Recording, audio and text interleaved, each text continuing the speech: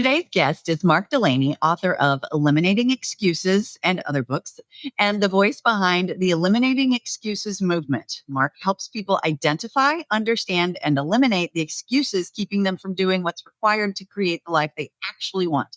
His work is direct, practical, and rooted in execution. This conversation is for anyone who knows what they need to do, but keeps negotiating with themselves instead of following through. How are you today, Mark? I'm amazing. Thank you so much. I'm honored to be here. I can't wait to see who we can help and what we can create together through this podcast today. Absolutely. This is such an important topic, and I know a lot of people struggle with it. Your work really centers around the hard idea that most people know what to do, but excuses keep getting in the way and bargaining with themselves and things like that. When you say excuse, what do you actually mean? Well, first of all, I want to go even beyond that. I think everyone has an excuse in one or more areas of their lives. We see the public great part, right? But there's a part of almost everybody's lives, especially you look at the movie stars, right? Millions of dollars, all this stuff, but then they've got this little secret thing going on behind. They've been divorced 17 times. You get the idea. Everybody has a part of their lives that excuses rule. So that's the first thing I want to say. The second thing I want to say is an excuse is like one of those terms that it's almost like chair, right? All sorts of different chairs. Take a seat. So Yeah. an excuse is when you know what to do, but there's always a reason not to do it today. And that reason is never your fault or your negligence or your anything. It's always about something else, whether it's time, energy, something else outside of you is stopping you, but really everything is within you that makes you make the excuse. In Yeah. my book, which we'll talk about a little bit later, I explain that an excuse is a protection mechanism. Whenever we have an excuse, what we need to do to give us what we want, we're more afraid of what we have to do, and that's why we make excuses. So an excuse is always rooted in fear of something we don't want to have happen to us. Interesting. And I could see that because I know the ego's job is to keep everything just as it is because you're currently alive and safe, and that's its job. So nothing needs to change. So that's interesting. What do you think are the most common excuses? Well, can I just alter your question of what is the most destructive excuse? There you go. There you go. So the most destructive excuse is what I call a self-imposed limitation. It is where it becomes the excuse that stops all the other excuses. And what we say then is, I never did that before. I just knew I wouldn't be good at it. So I'm not even going to try. Or I did it once and I didn't like the way it felt. It didn't work or whatever. So I'm never going to do it again. So that self-imposed limitation is the biggest, most sinister form of excuses because it stops all the other excuses. If I decide I'm not going to do that, I don't have to have a reason not to do it tomorrow and the next day and the next day. I can just say, that's it. I'm going to do something else.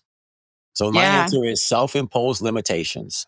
I love that. And that's been something that our family has really focused on not putting those self limitations that we're humans. Of course, we're not perfect at that, but one of our daughters is special needs. And we always would tell her, no, you're just going to have to do it differently, but you can still do it. And, we would let her struggle at times to do something, figure it out. Like even just today, I watched her, she was trying to open a jar of capers and I could see that she was struggling with it. But instead of going over there, I let her figure out how to open it. And I heard her go, I did it. And I was like, yes. And it's the interesting thing to me is that society today is making excuses for other people and then excusing them from having to do the hard stuff to get better at it. So we have a growing level of dependency. I live in New York State. We have a high level of dependency. The country is more and more leaning towards dependency because we're stopping people from having to go through the hard work to create the Mhm. life they want. And we're giving them a life that they barely want, but they don't have to do the work and put the effort to create it. And I think that's I love sad. that. No, it's very sad. That's one of my kind of whys is trying to show people that no matter the circumstances, you can actually create the life you want, whatever that looks like. And that's literally no matter where you came from. And I go to some of these, I take my children's book and I like to speak in the inner cities and literally just give my books away to these kids because a lot of them have never had a children's book before, like in their home. Um, and one of the things that just makes me so mad is that sometimes there are adults around them saying, oh, well, this is as good as it gets. And then all the excuses that are around that. And that just really upsets me because it's not the case at all. I mean, my husband grew up extremely poor and now he has his own company and like, with 3 kids, the kids had a great life. They're all adults now doing good things in society. And so, yeah, And we and don't and need your to. listeners may be jealous, but I'm Black. I grew up in Harlem, New York in the 1960s, which wasn't exactly a cakewalk. And thanks to strong parents. And the sad thing to me, and it's not necessarily our topic, but just a political statement, I believe that people empower themselves by creating dependency so they have secure jobs for the rest of their lives. And Oh, again, of that's course. just a political statement. And this is Mark Delaney saying that. This is not the host in the podcast. The Well, views of Mark Delaney may not be the views of the podcast itself. I just want to give you that. people who know me know that I don't accept a victim mentality because I don't think that that's where we're supposed to live as human beings, as the amazing creatures we are. And in my studies in quantum science as well, the victim mentality is the complete wrong direction. So I'm definitely anti-victim mentality. Not saying people aren't victims of things. I'm saying sitting in that, oh, woe is me. Um, there are, everyone has trauma that they experience to some sort. I'm sure, like you said, growing up in Harlem in the 60s, I mean, come on, that wasn't, like you said, wasn't exactly a cakewalk.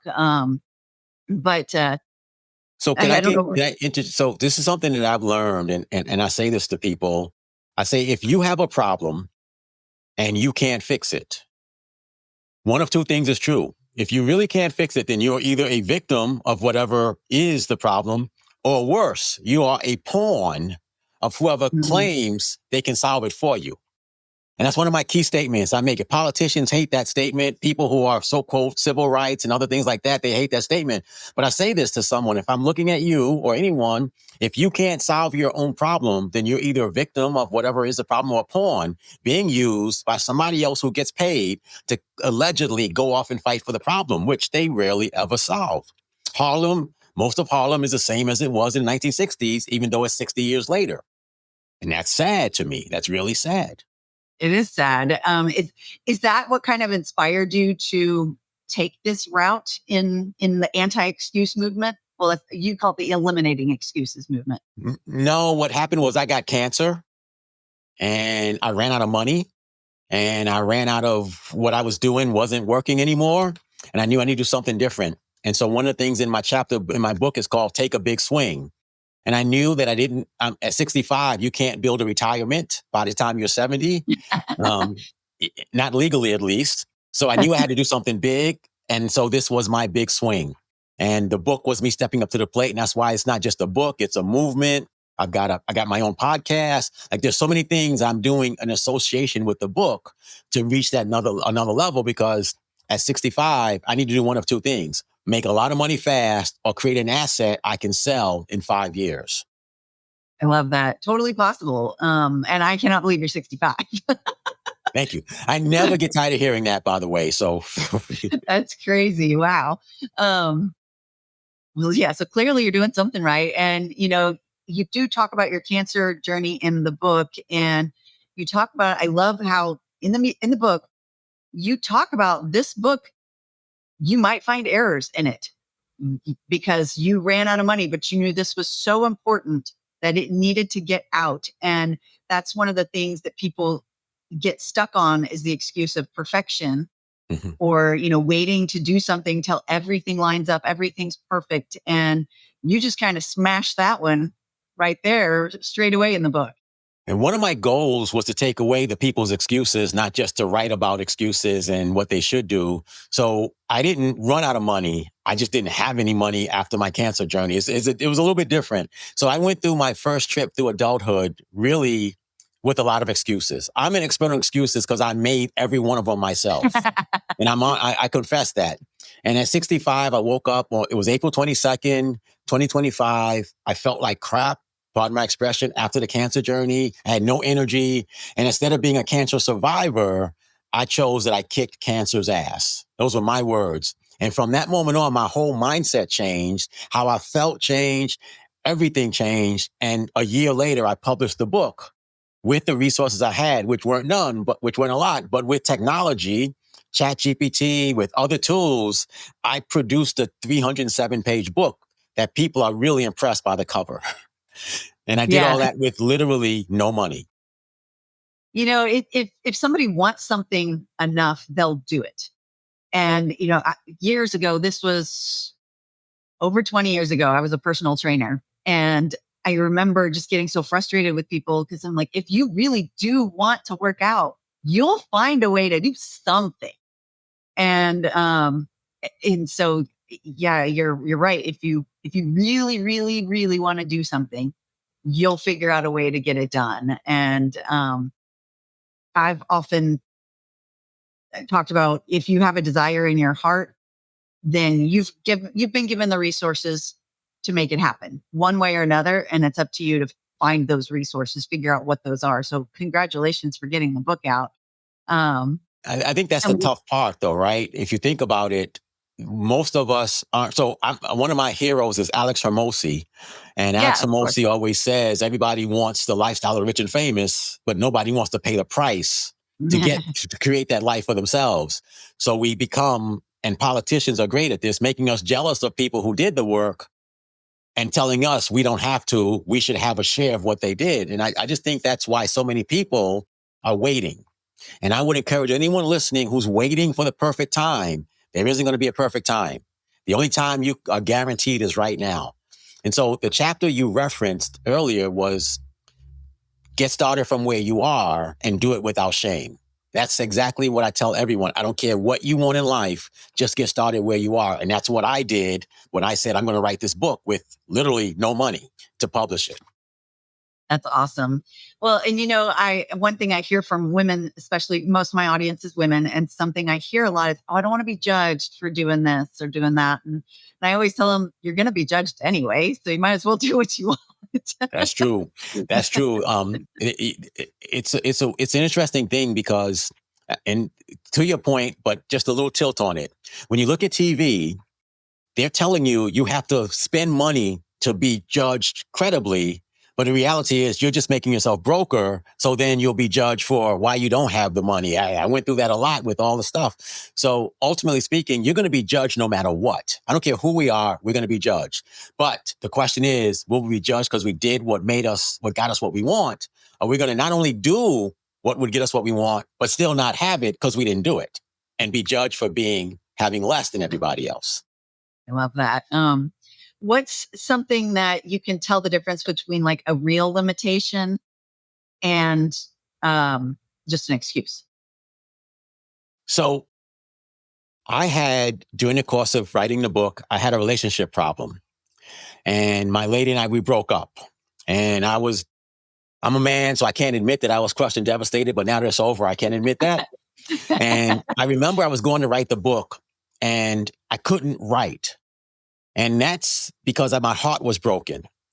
That's not an excuse. Sometimes life, in fact, there's a chapter in my book called When Life Kicks Your Ass. That's not an excuse. Sometimes we go through stuff, health problems, other things like that we just can't do what we want to do. So those aren't excuses. And knowing the difference, I hope that chapter sets people free to say, okay, I'm going through something emotionally that's beyond avoiding rejection or avoiding failure. I'm in pain. I'm grieving someone I lost, whether they pass away or whether it's a broken relationship. Sometimes there's injuries. Obviously, a law. You don't break the law. That's not an excuse. You have to subvert the law. Not subvert it, but change the law or work around it. So those things are not excuses. Those are reasons, if you Mm. will. Obstacles, real roadblocks that you have to figure out a way around or a different strategy. Those are not excuses. I hope that answers that question. Yeah, I think so. And to your point, when someone does have a broken heart, I know, especially a lot of women I know will jump into work if we've if there's an emotion that we haven't dealt with, we'll dive into work just to kind of forget, if you will, about it. And that's not healthy either. So it's like you need to metabolize that emotion and then go. So, it's like not letting it just sit there. Like I said earlier about the whole victim mentality too. You don't want to just sit in these you don't want to sit in the heartbreak forever. You want to figure out a way to metabolize it so you can continue to move forward. Well, Chrissy, I think that's the difference between men and women. We men really suffer when we lose our women. You guys just move on.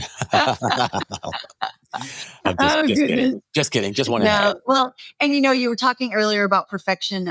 So my coach and I, we actually were just talking yesterday about perfection, and so we decided, because that is something I struggle with, is perfection and getting stuck in perfection mode. And so we decided I'm going to start going for elegant, not perfect. Mm, good idea. Good idea. And you're doing very well so far. Well, thank you. Because I tend to be a little quirky, and I'm okay with it, and so I just have to realize that's okay. So as a man, and since your audience is mostly women, can I talk about something that's not in a book that I hope happens for every woman, if that's Sure. okay? So I met a woman on October 1st, 2023, just before my cancer journey. And I feel like Oh wow. God sent her to me. And she was very supportive. And she is the reason I'm writing this book. Before we separated and broke up, which we're getting back, which we're back together now. She Amazing. inspired me to be a better man. The old Jack Nicholson line, "You make me want to be." Well, she did that for me. And this book exists because of her. And my wish for every woman is that they will find the man who appreciates them so much, they want to be better. Ladies, you shouldn't settle. You should make someone raise their standards to meet yours, not you lower your standards to meet them. That's just my editorial comment. It's not in the book. It's just value added that I want to give No, them. I love it. It's like, let's put that on repeat. And you're hitting on one of my belief statements, which is women should embrace their worth and confidently pursue the success they desire. And that comes from my own story of losing my sense of worth. And so I appreciate that you added that, even though it's not in the book. But hopefully, your lady will hear this and know this as well. So. Well, you know how you get tired of hearing your husband's stuff, whatever it is he says over and over again, and she kind of may be tired of hearing my stuff, but I say it everywhere. It's in my book. The book is dedicated. So she knows. I think she Okay. knows it. She doesn't have to hear it to know it, but I'll give you her email address and you make sure you send her a copy. Okay. That's awesome. So I want to talk about your personal drill sergeant. Where did that moniker come from? Or So moniker, gosh, dyslexia there. all my life, people have asked me, are you a cop or are you in the military? More military, a little less cop, but still. So there's something about my gait, something about how I carry myself that makes people think I'm somehow official or, as part of an organization that's bigger than myself is how I say it. So one of the struggles that I think we all have, and one of the things in my book is you have to own who you are at some point. You can't try to fit in and have everybody like you. So the drill sergeant, I just said, I'm your personal drill sergeant. I claim no military affiliation, anything like that. And so there's a lady who's a part of a small group I'm in, and she says, well, why would I want a drill sergeant? And that got me to thinking, I'm different because I don't give you orders, but I get you to obey your own orders. So Mm. all those things and how I help people eliminate their excuses is I get them to obey their own orders. I don't tell anybody what to do.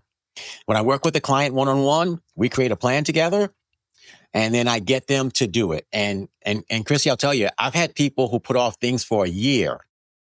After a 1-hour meeting in the first week, I got them to do more than they did that previous year. Whether it's their podcast, whether it's their working out, they're exercising, they're eating better, they're saying, I love you to their spouses. My personal drill sergeant method gets people to do more than they do through traditional personal development services. Yeah, because it's not just about productivity or um, it's not just about doing more things. It's about actually taking the next aligned step, right? It's doing the right things, right? It's about doing what will create the results that you want. And so many of us are busy, but how much of it actually moves our life forward? Yeah, I know. Before I really started kind of chunking my day, it would be all day, and I go, man, I was busy, but what did I actually get done? And that's just an awful feeling. So, what is it do you think about your method that allows people to stay accountable to what they want to do? So I don't want to like I don't want to sound like I'm anti-coaching, anti-therapy, but if you look at what a coach, a therapist, they look at your history and they dialogue about this and that, and we want to have a breakthrough. My experience says that people, you just need to make the consequences worse than the thing they're afraid of doing. And I figured out a great way to do that. And I do it with everyone I work with. And almost literally 99% of people I work with do more a week after working with me than they did the week before. So I just need 1 hour with someone to get them to do more. I don't need a monthly program. I don't need to meet with them every week. Now we can meet in the future to do course correction. We can meet for accountability, but I don't need to discuss. I don't need to know their history. Somebody tells me, this is my goal. I want to do this. I say, okay, let's create a plan. We create a plan. Now, starting on Monday or tomorrow, you're going to start doing the plan or else. And the or else gets them to do it much, much more than their desire. So, what is it like mob stuff? No, I'm just kidding. No, there's not a lot of money in killing your clients unless no, it's just, I figured out that people will do more to keep from losing something they have than they will to get what they want. And I just take advantage of that, and I'm able to get people to do a lot more than they thought they could do before. Well, that's true in marketing as well. One of the things we do at the agency is marketing. And I always tell clients that they need to be using the what's at stake type of thing, because psychology does show that we will do more to avoid pain than we will to receive gain. Gain pleasure, correct. It just blows my mind, but here we are. That's the reality. So that's interesting that you figured that out. Well, I built my whole practice around that simple fact. If you go to my LinkedIn profile that says, give me 1 hour and I'll get you to do more in the next week than you did in the previous months. And I've done that with every client I've worked with. That's amazing. That is amazing.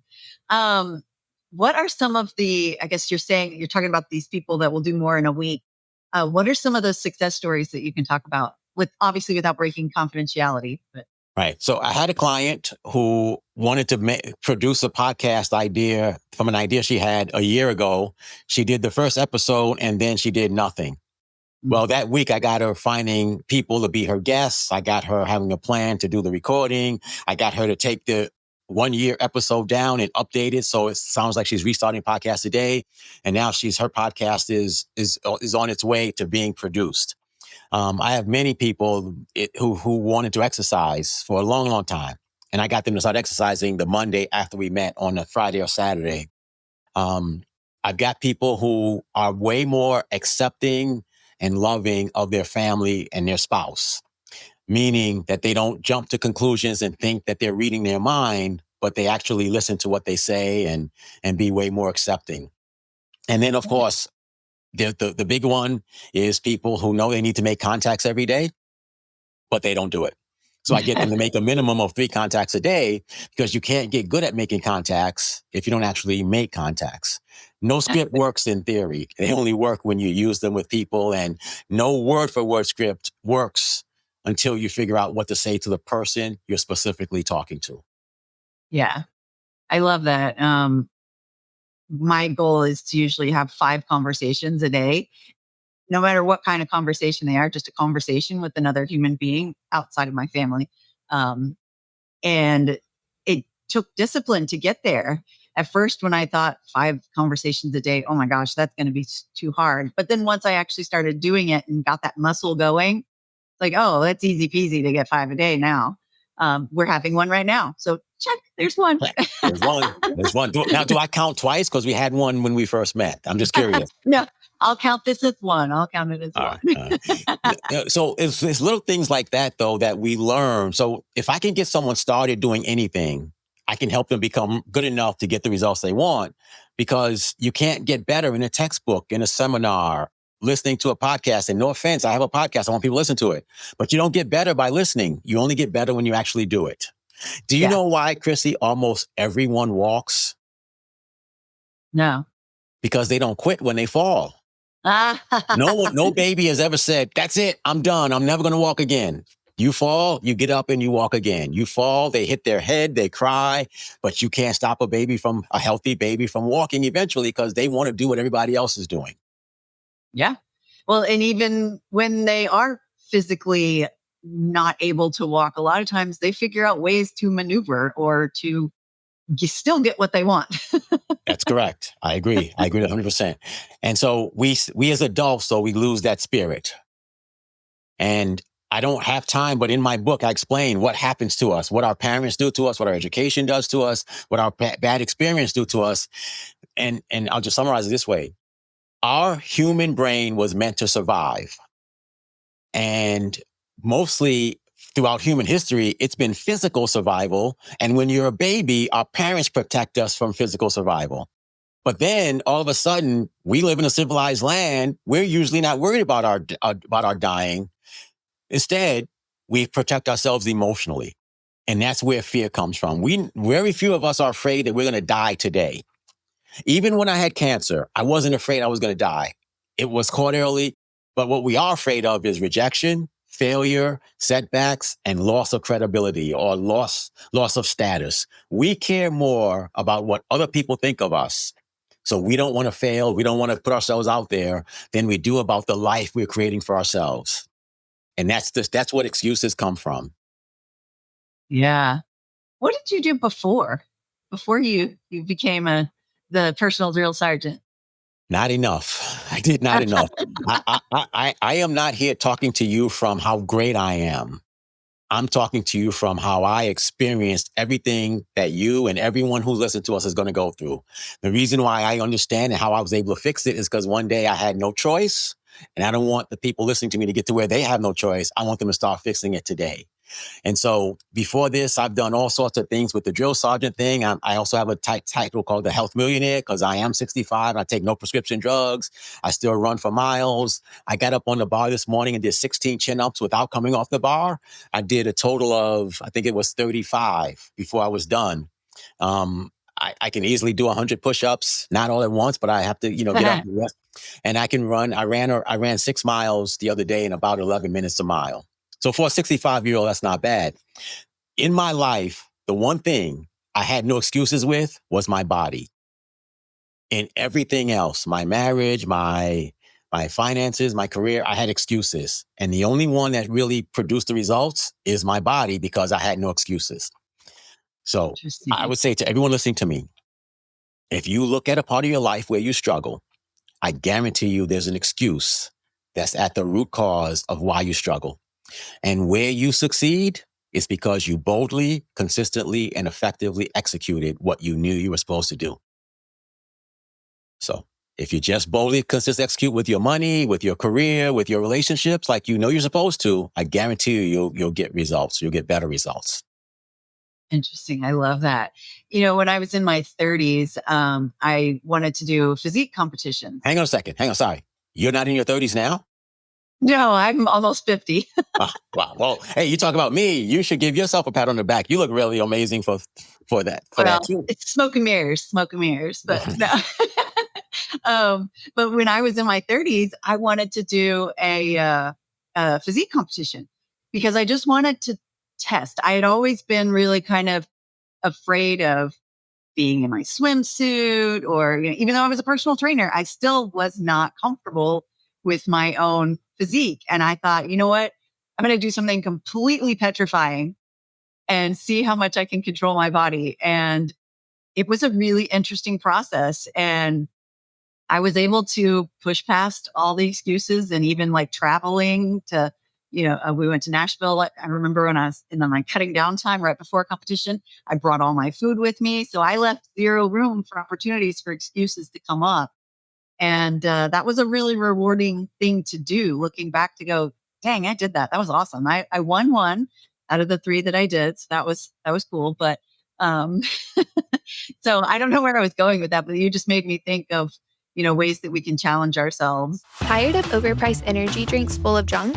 Same. That's why I use Bobello. a self-carbonating hydration packet that gives you clean energy, electrolytes, and vitamins without the crash. Just add water, shake, and sip. It's way more affordable than typical energy drinks and way better for you.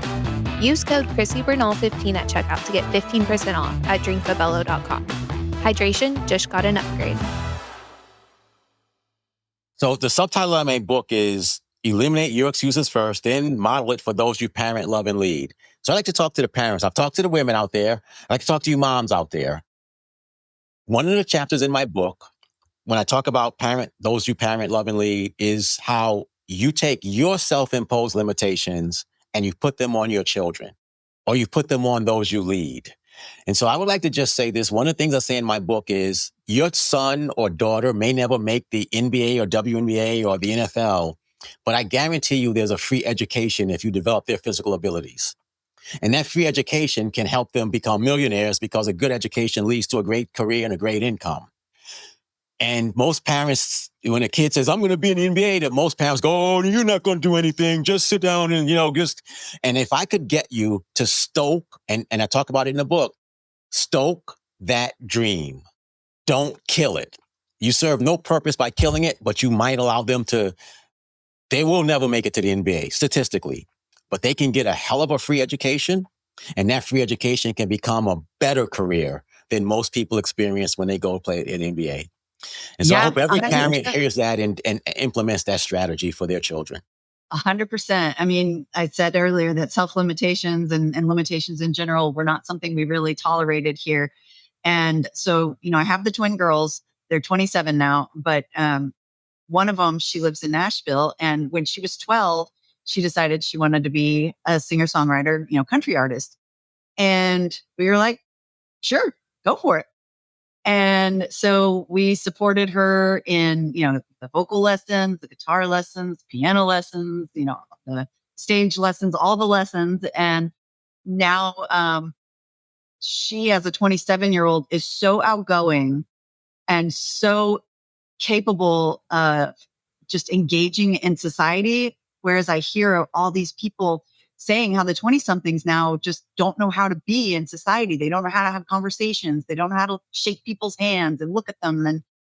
And I'll tell you, I think because we pushed her into pursuing that dream, that's part of the reason why she is not like your quote unquote normal 20 something. And I think therein lies a real secret to success, right? If today, there's no question, my parents were stronger than I am, or stronger than we are, because they didn't have the technology. They had to physically do everything. Their parents would kick their butts, my grandparents would kick my parents' butt because they had no technology at all. My mom watches a show called Gunsmoke. There's no electricity. Imagine surviving without electricity. Imagine having to boil your own water over a wood stove or a gas stove. So these people are way stronger than we are. I feel sorry for the next generation because we are so pampered and spoiled. So that means you have an opportunity. Your children have an opportunity. Be different. Don't just scroll your phone. Figure out how the technology behind the phone and how you can use the phone to build a career. What you said about your daughter was perfect. Don't just watch TV all day and enjoy the entertainment. How can you become like the people you're watching? That's the question you should ask your children if you're listening to me right now. What's your dream? How can I help you make that possible? As opposed to hoping everything works out and you're entertained. Yeah, I love that. So we were talking about the parents and business owners, and I do remember reading in your book modeling. And I think that's one of the important things that we can do as parents, as leaders, as friends, as just human beings, is to model not allowing those excuses to get in the way or derail. Expand on that a little bit, if you will. Well, so if I am a father and every time my wife, my children's mother, does something I don't like, I yell at her, whatever, some men do, I'm modeling how to treat women. Bottom line, I'm modeling for my son how he should treat his wife or how my daughter should expect to be treated. Whatever we do, even if the kid hates it while you're doing it, they naturally think this is normal. This is what's natural. So moms, how you let your husband or children's father treat you, you're teaching your daughters how they should be treated, and you're teaching your sons how, and that's a modeling thing. Those are negative examples of modeling. I think positive examples also possible. If all you ever do is go to work and come home and complain about how much you hate your job and how little you make, and then tell your kids get an education, the two don't make sense, right? Why? If I'm going to just end up like you, if you are always defeated by the littlest thing, you're teaching your children to be that way. But when you have a problem and you talk with your children, this is what I'm going to have, this is what I'm doing to solve it. This is my first step, my second step, my third step, my fourth step.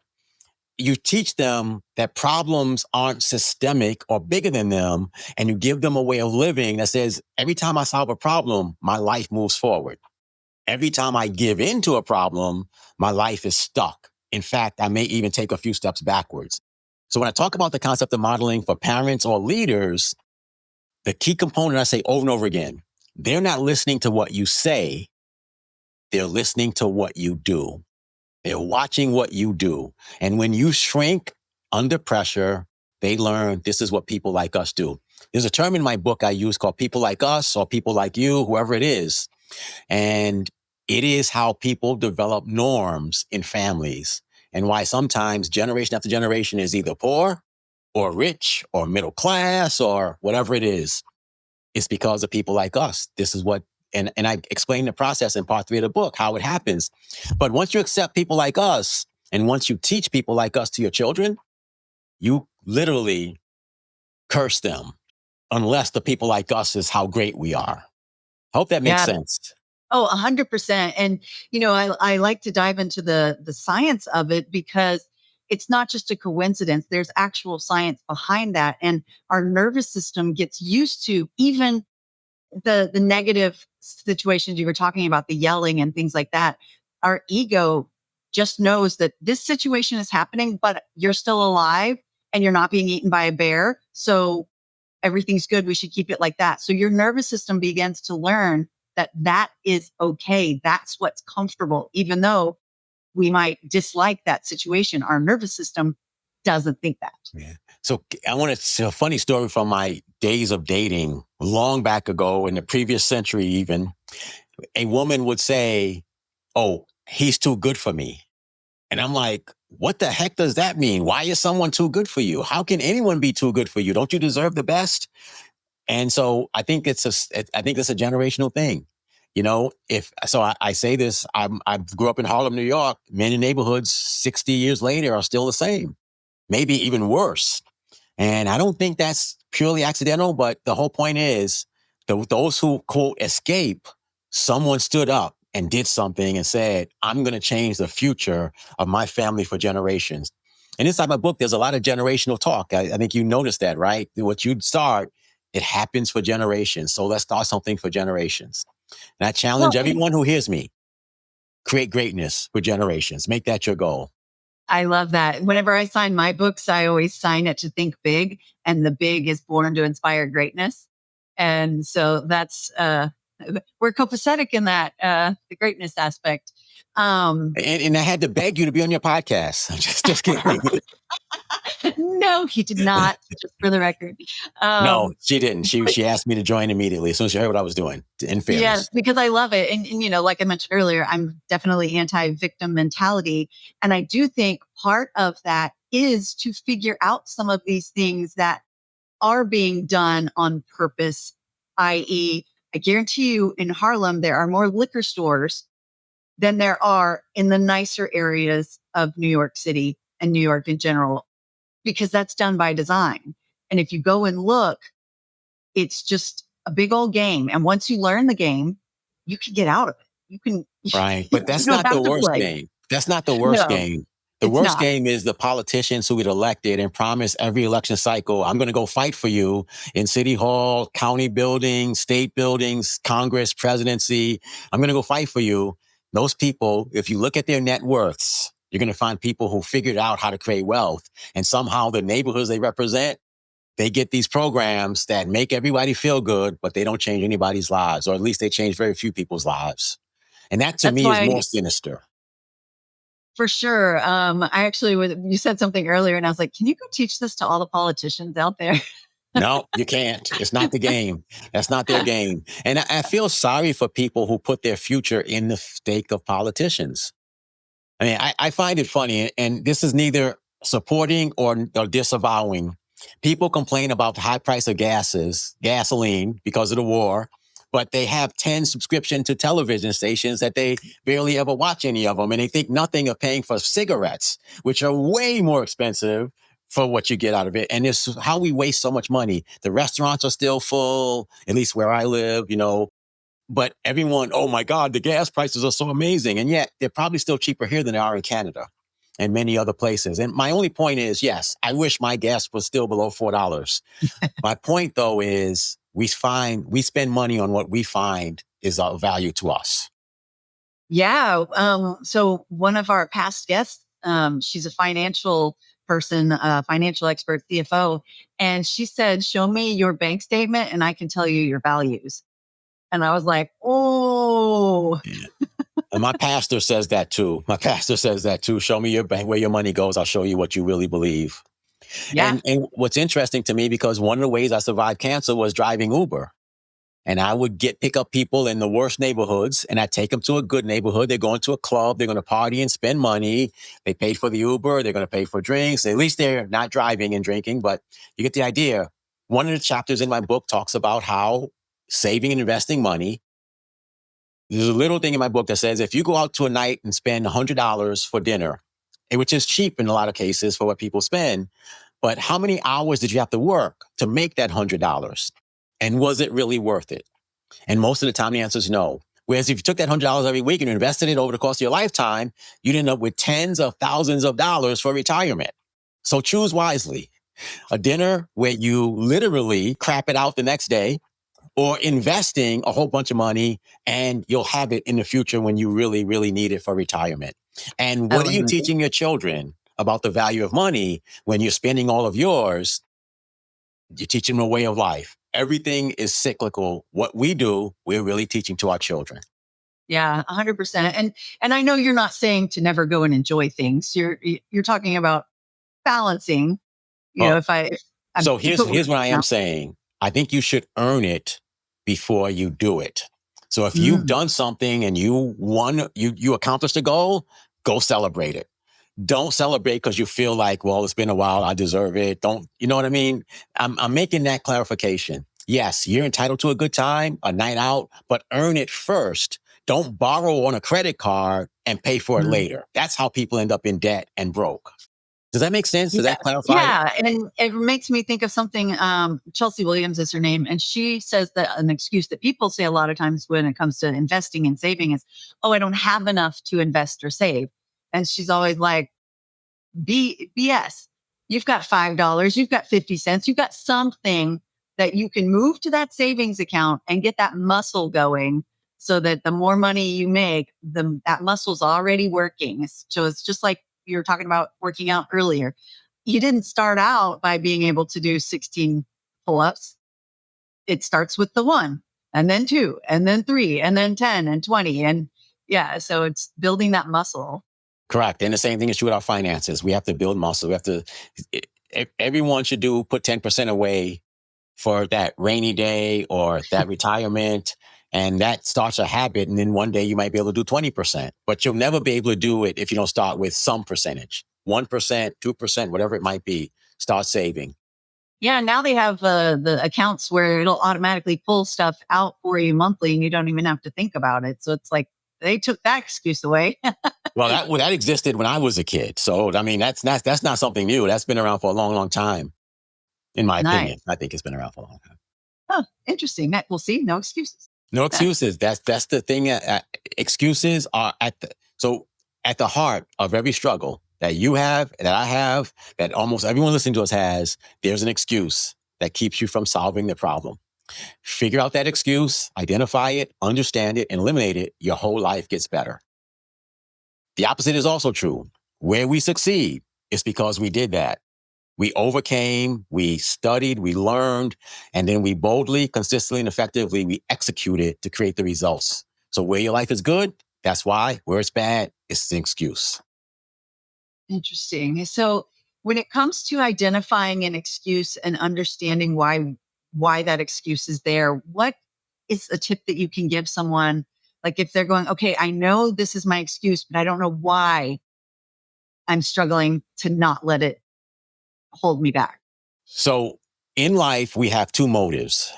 One is love and one is fear. Where we fear, we create excuses. Where we love, we actually do what we're supposed to do. And so you have to figure out what your fear is protecting you from. Remember earlier I talked about it's a protection. Excuses are a protection mechanism to keep us from either being rejected, from failing, or from reducing our status. Every fear is involved in doing one of those three things. I don't want people laughing at me. I don't want to be rejected, and I don't want to lose what I already have. So that's where excuses come from. When you understand that, you have to make a decision.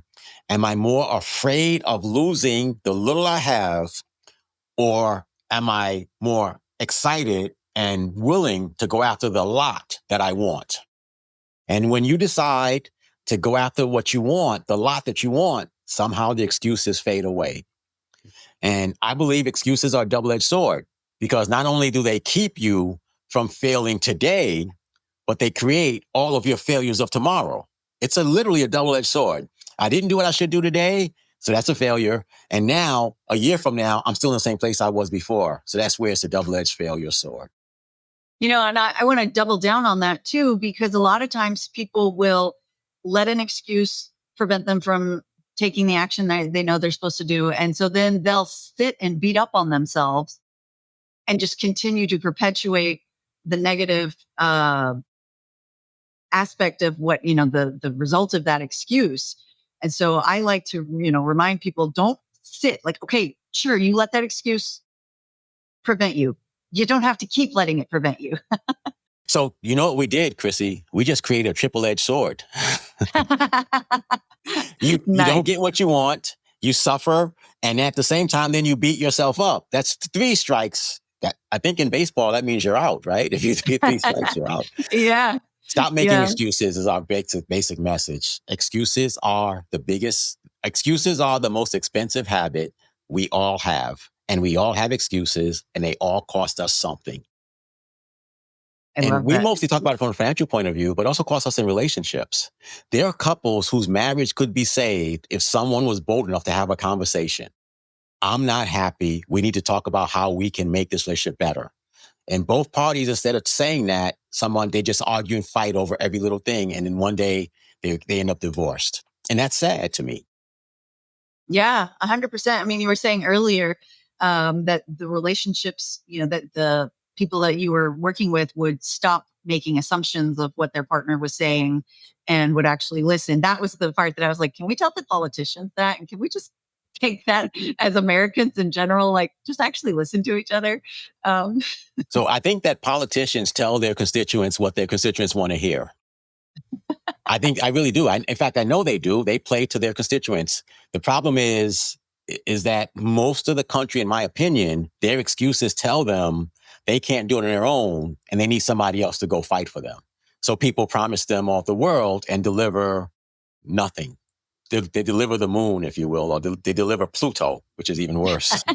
Yeah, I just had this conversation with somebody that literally science, if you dive into quantum science, it does not matter what else is happening around you. You can control the situation. So it doesn't matter who's in office. It doesn't matter what street you live on. You can control your environment.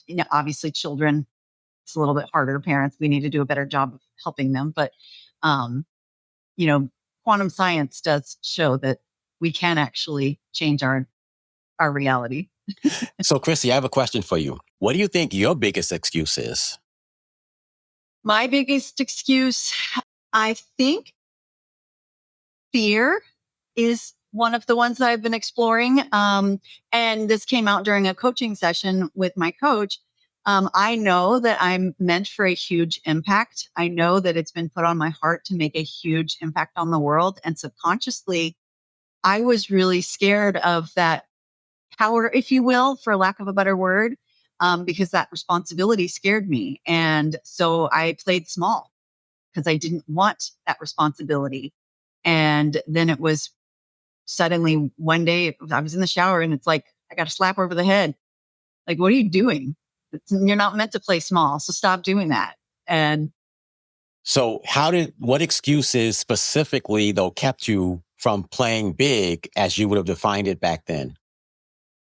um, I didn't have a big enough platform. I didn't have enough money to go do this production. Like, would I love to have this in a studio? Yes. Can I afford a studio? No. So I'm starting here, not trying Right. to be perfect. And that was literally what I told the team too. I decided to do the podcast last summer, and I said, and we're going to launch it in a month. I'm not going to wait for it to be perfect. We're just going to launch it. And here we are. And I'm learning to detach has been something that has helped me not let excuses pull me back, detaching from the outcome, like just knowing here's an action I need to take and I'm feeling led to take that action. So I'm going to detach from, like, especially when it comes to um like this episode. I'm detached from, are we going to have the most brilliant conversation? Probably, but I'm not going to try and force anything because I know the conversation is going to go where it needs to go and it's going to serve the people it needs to serve. I don't have to worry about that. So I'm detached from the perfection of that, if that makes any sense. It makes sense. Here's something that I realized almost today. So most guys won't say this, even if it's true, but I think it is true of most guys. I realized today that I am like a 6-month-old puppy who always wants to be around and playing with my lady. And she is like a 10-year-old cat who sometimes doesn't want to be bothered. And it's embarrassing to say that, but that's how much I think of her and how much I'm crazy about her. But the other side I learned is that whereas she is willing to say everything that bothers her, I'm not. I hold it in. I kind of like, and then one day it festers and all of a sudden it all comes out at once. And so it's a tribute to her and her strength and how much I care about her. And I always say this to ladies, you way undervalue yourself.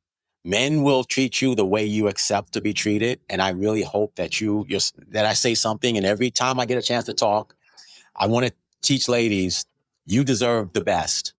Don't settle for less. And the better you expect, you'll be amazed that people will show up and treat you that way. Yeah, 100%. Well, I think that's a spectacular way to wrap it up. Where can people reach out to you? Well, you can reach out to me on social media. That's a great way. I'm on Facebook. My name is Mark Dulaney, Dulaney. My book is on Amazon. It's available at eliminatingexcuses.me because I want to help you eliminate your excuses. And then my podcast is at podcast.eliminateexcuses.com. So I own eliminateexcuses.com and eliminatingexcuses.me. So if you put a podcast between the .com one, you get to my podcast. And I also have a group on a platform called School, and that's at eliminateexcuses.com. Oh, nice. Well, Chrissy, can thank I you so much. compliment you on number one, you look amazing. And you're doing great things for women all over the country. And I know your audience not all women, but you really are performing a service for them and showing them what's possible. And congratulations on your success. I hope it keeps growing. Thank you. That's what I was saying earlier. I'm striving for elegant versus perfection because I don't think perfection is attainable. And I want to still be, I never want someone to look at me and go, oh, well, I can't do that because I don't have all the perfect scenarios. And I just want them to know I don't have the perfect scenarios either. Right. And my whole book is about start from where you are and do it without shame. And, if the worst thing that happens is you put a book out there and it's got a few typos in it, it's still better than a book in your head that nobody ever reads. Exactly. Same thing is true with a 100%. podcast. Same thing is true with a business. I'm not saying invest millions, but I am saying invest time and energy to do the best you can and get started. I love that. I love that. Well, thank you so much for joining me today, Mark. And thank you for having me. I'm glad you saw something in me that thought it would be worthwhile. And I hope I fulfilled what you hope would happen. Absolutely. Absolutely.